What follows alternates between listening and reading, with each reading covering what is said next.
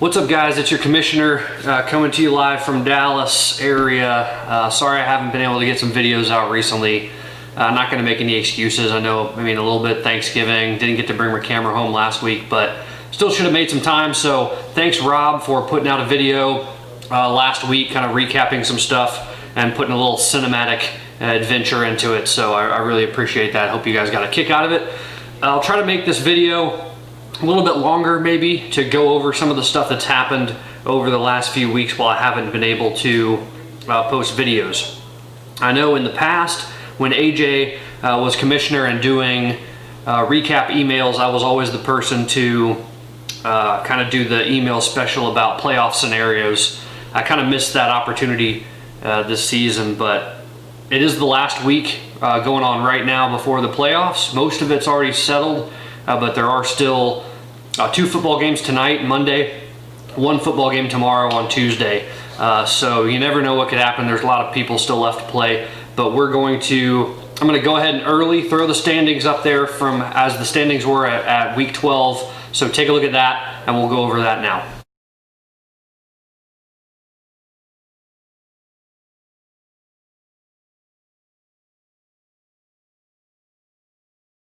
All right, so there are the standings as they were after week 12. Clearly Mullins, best team of the year, 11-1. He's locked up the #1 seed and a bye. Second place was Ross and Javo, I believe, tied at 8-4. They'll both be battling for the #2 spot and the second bye.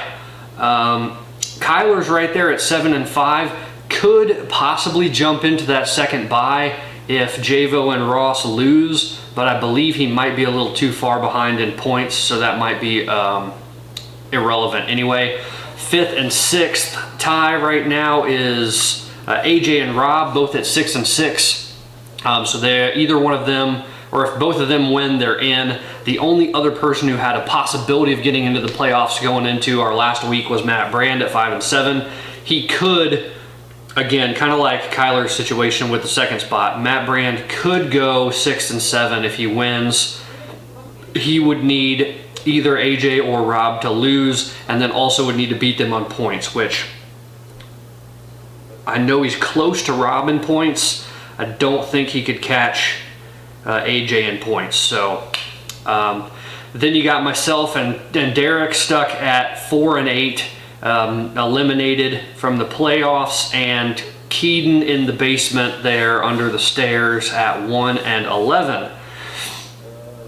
Let's see. I would like to ask everybody, maybe not even this week. Yeah, probably this week. This would be good since the regular season's over. If you don't mind sending me an email, text message with just a quick comment on maybe one thing you think went well for your team, a reason why maybe you made the playoffs if you made it, one thing that you think went wrong for your team, maybe a major downfall. I've got a lot of major downfalls I could throw in there for mine, so if you'll do that, maybe I'll put a compilation together, see what everybody thought their ups and downs for the season were, and then maybe I'll give you my opinion on if I agree with you or not.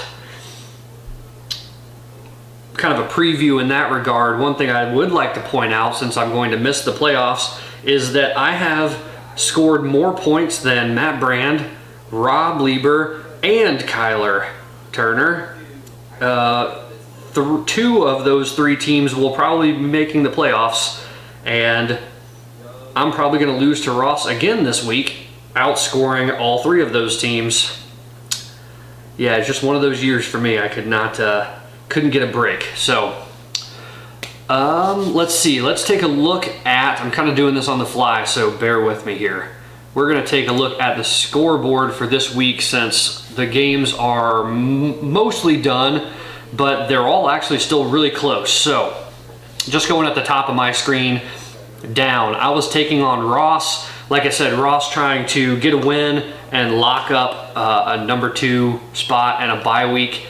Obviously, I always have bad stuff happen to me, and he goes out and has Darren Waller, who scores the 4th most fantasy points a tight end has ever scored in a game. That just happens to be how my season goes. It looks like I'm down to Ross 105 to 93. I still have 2 players going this afternoon. He's got 1, and our projected total is within about a point of each other. So if I can pull out that win, kind of play spoiler and make Ross miss a bye week, that would be fun. Otherwise, the game doesn't really matter a whole lot. Down here with our number 1 team, Matt Mullins is losing 88.5 to who is this? This is Kyler's team at 91. They both have 2 players left playing tonight, and or maybe Tuesday, and their projected totals are within about 4 points of each other. So both those teams are going to make the playoffs. Like I said, Mullins already has number 1 locked up. Kyler already has a playoff spot locked up, but like I said, I guess Kyler could technically get that 2nd spot, but I think he's too far behind Ross, especially with Ross probably outscoring him again this week. All right, moving down the list, we've got Javo. Like I said, Javo's fighting with Ross for that number 2 spot and the bye.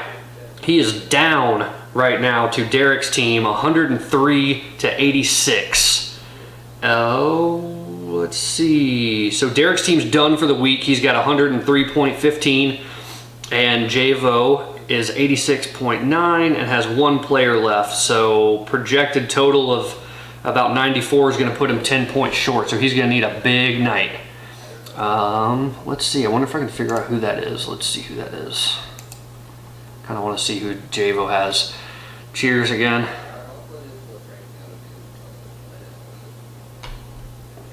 If I was doing this on a laptop that wasn't 5 years old, I might already know who Javo's player is, and so I apologize for the delay here.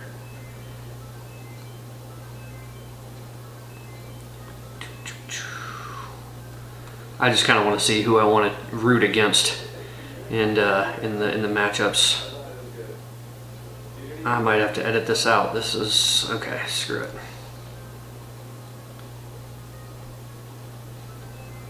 No, it won't even close on time.